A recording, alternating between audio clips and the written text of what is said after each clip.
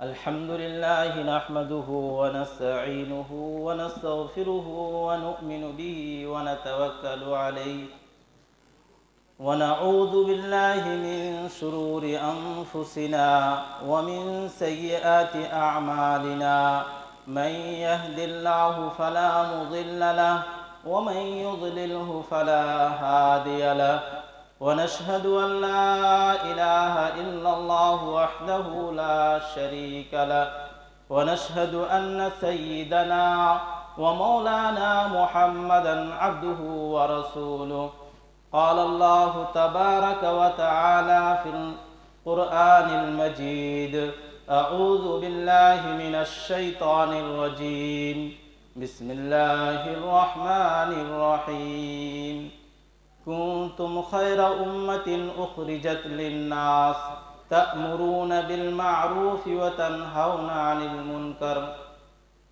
صدق الله العظيم۔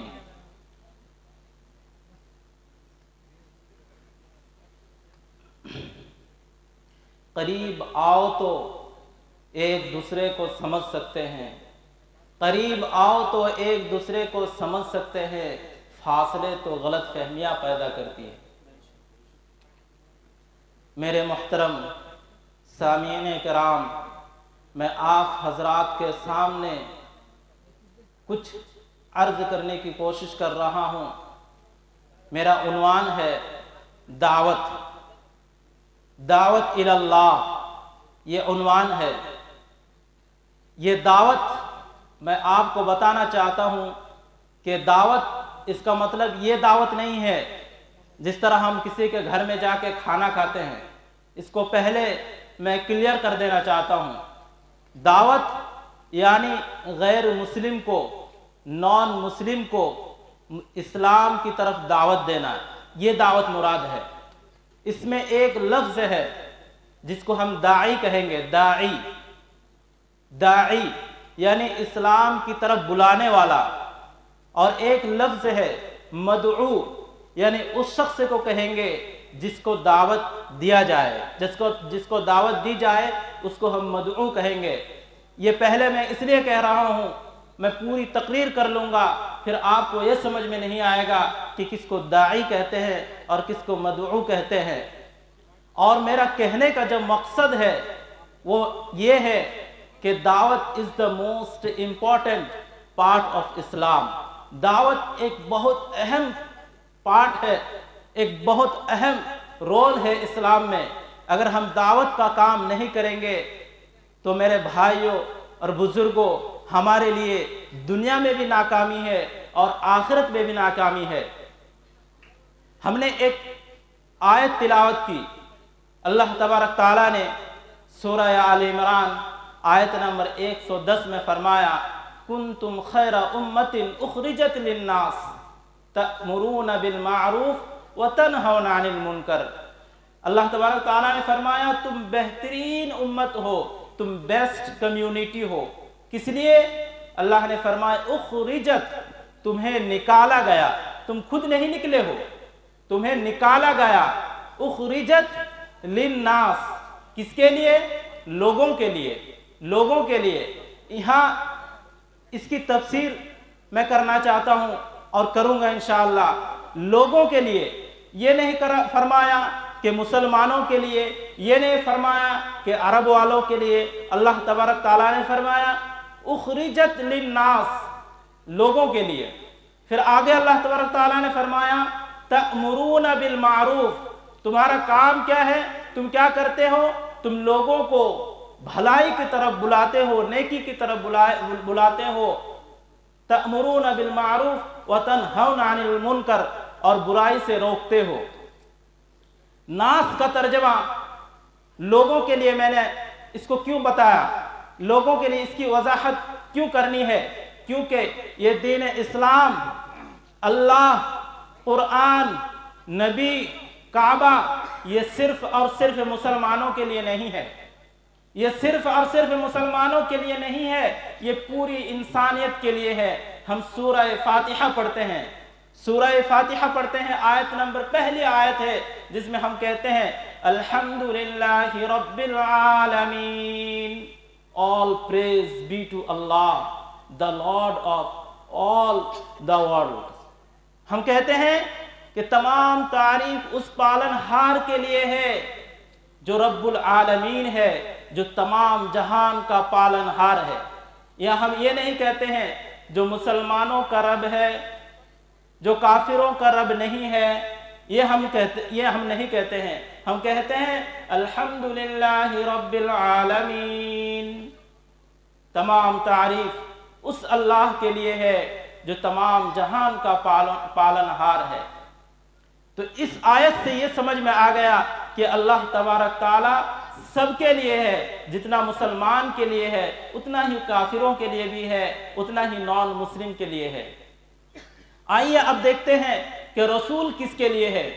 جب ہم سورہ انبیاء کھولتے ہیں اور آیت نمبر 107 ہم دیکھتے ہیں تو اس میں اللہ تبارک تعالیٰ نے فرمایا وَمَا أَرْسَلْنَاكَ إِلَّا رَحْمَةً لِلْعَالَمِينَ. We have not sent you except as a mercy for all mankind.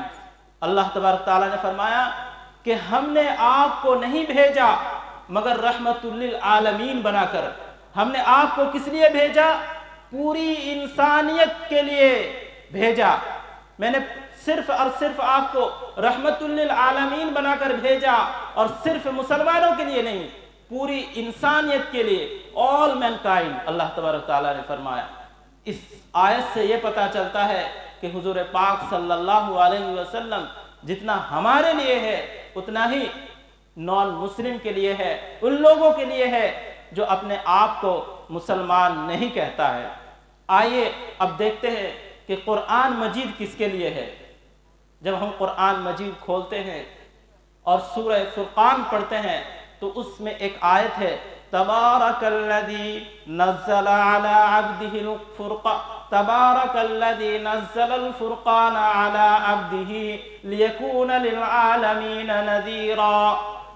اللہ تبارک تعالیٰ نے فرمایا کہ پاک ہے وہ ذات جس نے قرآن مجید کو الفرقان یعنی فیصلہ کن کتاب یعنی قرآن مجید کو نازل فرمایا اپنے بندوں پر تاکہ یہ ہو لوگوں کے لیے، تاکہ یہ ہو پوری انسانیت کے لیے، تاکہ یہ پوری انسانیت کے لیے ہو guider, warner. It may be a warner for all mankind. اللہ تبارک تعالیٰ نے فرمایا یہ وارنر ہو، یہ وارننگ دینے والی کتاب ہو. کس کے لیے؟ پوری انسانیت کے لیے. آپ جانتے ہیں قرآن مجید میں 6666 آیتیں ہیں. ان میں سے 553 آیات ایسے ہیں جو ان لوگوں کو ایڈریس کرتا ہے جو اپنے آپ کو مسلمان کہتا ہے، جو اپنے آپ کو مسلمان کہتا ہے ان کے لیے ایڈریس کرتا ہے. قرآن مجید میں 367 آیت ایسے ہیں جو کامن ہے، وہ ہندوؤں کے لیے بھی ہے، مسلمانوں کے لیے بھی ہے، کامن ہے. قرآن مجید میں 5800 سمتھنگ آیتیں ہیں جن میں جو آیتیں ان لوگوں کو ایڈریس کرتی ہے جو اپنے آپ کو مسلمان نہیں کہتا. یعنی more than 80% verses of Quran address non-Muslim. یعنی 80% سے زائد قرآن کریم ان لوگوں کے بارے میں کہتا ہے، ان لوگوں کو ایڈریس کرتا ہے جو اپنے آپ کو مسلمان نہیں کہتا. تو یہ بتائیے قرآن کا 80% نان مسلم کے لیے ہے، اور ہم کیسے اس کو کہہ سکتے ہیں کہ یہ مسلمانوں کی دھارمک کتاب ہے؟ یہ قرآن کے اوپر سراسر ظلم ہے، زیادتی ہے. ہم نے زیادتی کی. یہ مسلمانوں کے لیے بھی ہے، یہ ہندوؤں کے لیے بھی ہے، یہ بدھسٹ کے لیے ہے، یہ سب کے لیے ہے، اور ہم کہتے ہیں یہ مسلمانوں کی دھارمک کتاب ہے. اس سے ہم کو بہت قرآن مجید کو اس قرآن مجید پر ہم نے زیادتی کی.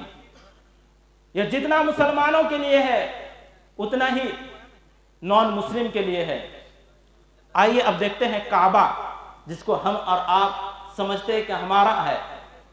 قرآن کریم کی جب ہم ایک آیت پڑھتے ہیں سورہ آل عمران آیت نمبر 96 کو پڑھتے ہیں تو اس میں لکھا ہے ان اول بیت وضع للناس للذی ببکہ مبارکا وہدی للعالمین۔ اس میں فرمایا کہ ان اول بیت وضع للناس، پہلا گھر اللہ تبارک تعالیٰ نے کعبہ کے بارے میں ارشاد فرمایا کہ یہ پہلا گھر ہے اور اس میں برکت ہے، اور یہ ہے کس کے لیے ہے؟ اللہ تبارک تعالیٰ نے فرمایا عالمین، پوری انسانیت کے لیے ہے۔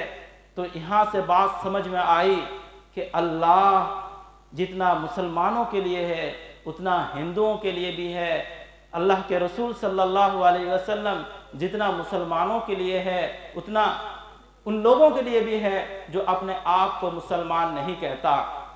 قرآن مجید مسلمانوں سے زائد 80% قرآن مجید ان لوگوں کو ایڈریس کرتا ہے جو اپنے آپ کو مسلمان نہیں کہتا۔ بھائیو، بزرگوں، دوستو، پھر اس آیت کی ہم آپ کو تفسیر بتاتے ہیں کہ ہم نے ایک آیت تلاوت کی سورہ آل عمران کی آیت نمبر 110، کنتم خیر امت اخرجت للناس۔ ناس سمجھ میں اب آئے گا کہ ناس اللہ تبارک تعالیٰ نے ناس کہہ کر بہترین امت بتا کر، بہترین امت، بہترین کمیونٹی بتا کر اللہ تبارک تعالیٰ نے ہم کو اور ہمارے جو برادر وطن ہے اور جو اپنے آپ کو مسلمان نہیں کہتا ہے ان دونوں کے اندر ایک تعلق، ایک رشتہ پیدا کر دیا۔ وہ رشتہ کیا ہے؟ داعی کا اور مدعو کا۔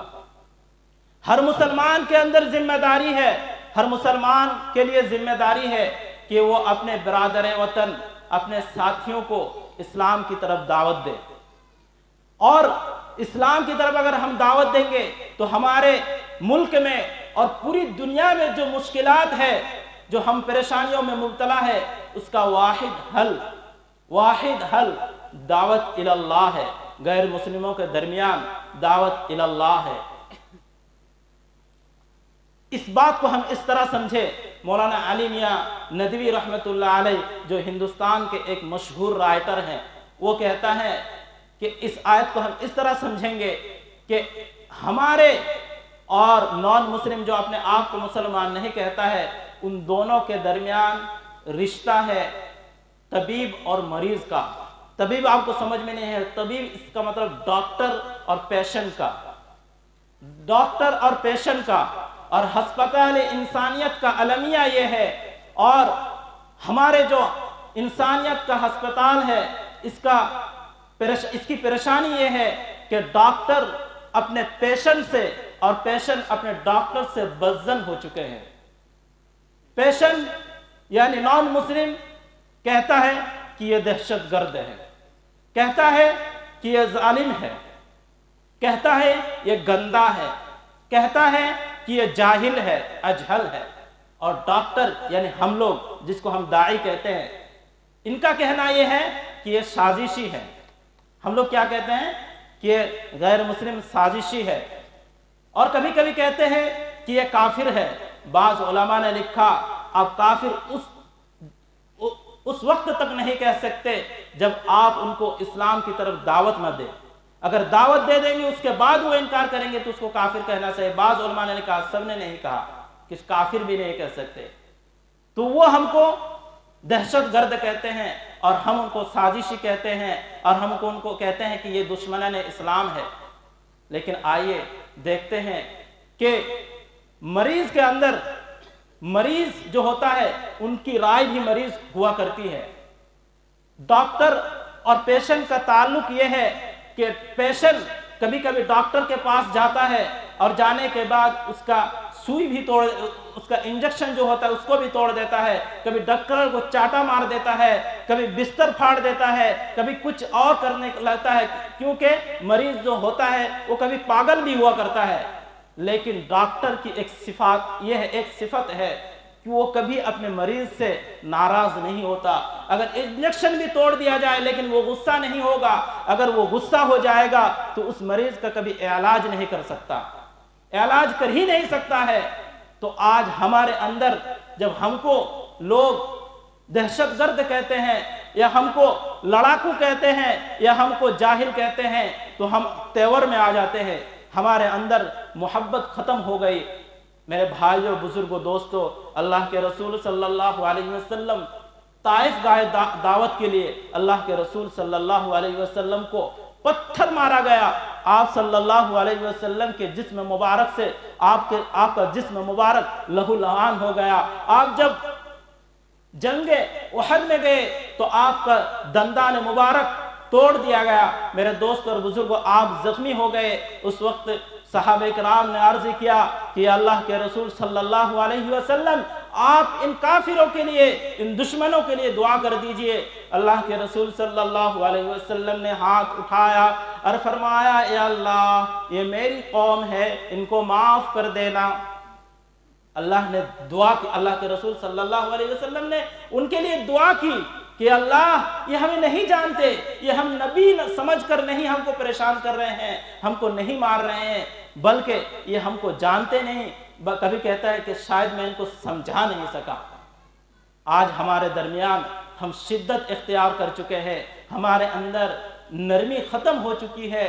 اور نرمی اگر ختم ہو جائے, شاہ ولی اللہ محدث دہلوی رحمت اللہ علیہ کا ایک بھائی ہے, ان کا نام شاعر اللہ یا کیا کہا جاتا ہے, وہ کہتا ہے کہ ڈاکٹر جب تک مریض کو الفت سے محبت سے پیش نہیں آئے گا تب تک وہ اس کا علاج کر ہی نہیں سکتا ہے. اللہ تبارک تعالی کوئی دوا ان کے ذہن میں ڈالے گا ہی نہیں جب تک اس مریض سے جب تک وہ محبت نہ کرنے لگے.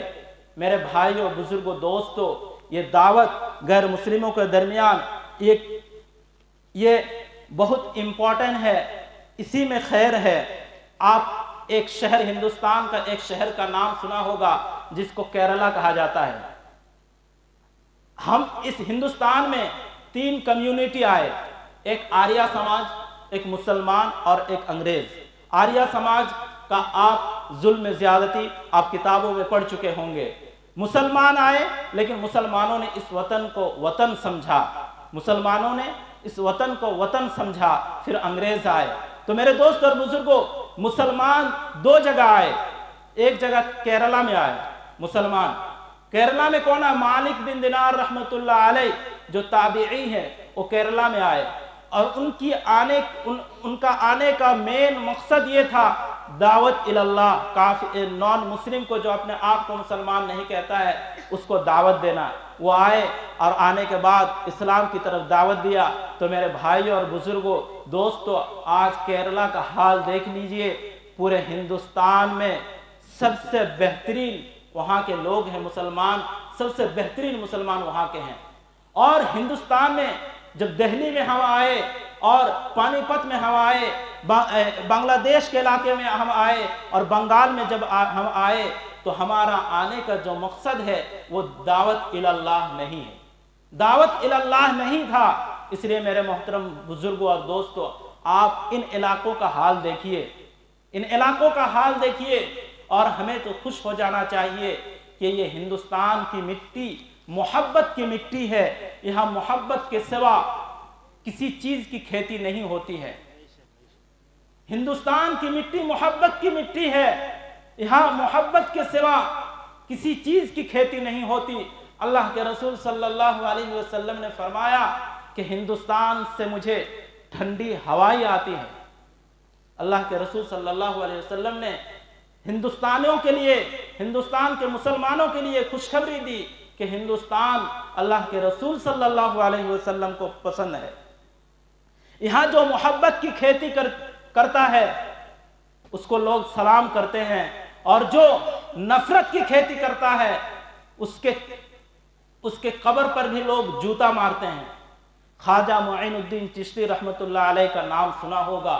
کیا ہندو, کیا مسلمان, کیا بدھسٹ, جب بھی ان کا نام لیا جاتا ہے میرے دوست اور بزرگوں عقیدت کے ساتھ لیا جاتا ہے. محبت کے ساتھ لیا جاتا ہے۔ کچھ دن پہلے امیش دیوگن نے ایک لفظ کہہ دیا تھا، ہندو کیا مسلمان، سب اس پر اعتراض کرنے لگے اور وہ کھلے عام معافی مانگنے پر مجبور ہو گئے۔ یہ ہے، انہوں نے محبت کی کھیتی کی۔ اور اس کے قبر پر بال ٹھاکرے اور ایڈوانی بھی چادر چڑھانے کے لیے گئے، کیونکہ انہوں نے محبت کی کھیتی کی۔ باپو، جس کو ہم گاندھی جی کہتے ہیں، انہوں نے محبت کی کھیتی کی، لوگ ان کو باپو کہنے لگے اور ان کو راشٹر پتا بنا دیا۔ گوڈسے نے نفرت کی کھیتی کی، جب بھی لوگ ان کا نام لیتے ہیں تو غصے سے نام لیتے ہیں، ان سے نفرت کرتے ہیں۔ میر قاسم نے نفرت کی کھیتی کی، جب بھی ان کے قبر سے لوگ گزرتے ہیں، وزٹر گزرتے ہیں تو 7 جوتے مار کے گزرتے ہیں۔ میرے بھائی اور دوستو، یہ محبت کی سرزمین ہے، یہاں لوگوں کو اسلام کی طرف دعوت دو۔ اور میں خاص طور سے نوجوانوں کو کہتا ہوں، ہمیشہ میں تقریر نہیں کرتا ہوں، جو ہمارے اندر پریشانیاں ہیں اس کا حل میں لے کے آتا ہوں۔ اس سے پہلے بھی تعلیم کے بارے میں کہا تھا اور آج دعوت اللہ کے بارے میں کہتا ہوں۔ اگر ہندوستان کے مسلمان نوجوان یہ 2 کام کر لے تو 10 سال کے اندر آپ دیکھیے گا کہ آج کہا جاتا ہے کہ مسلمان مائنورٹی میں ہے، کل کہنے پر مجبور ہو جائیں گے کہ مسلمان میجورٹی میں ہے۔ اب دعوت دیں گے۔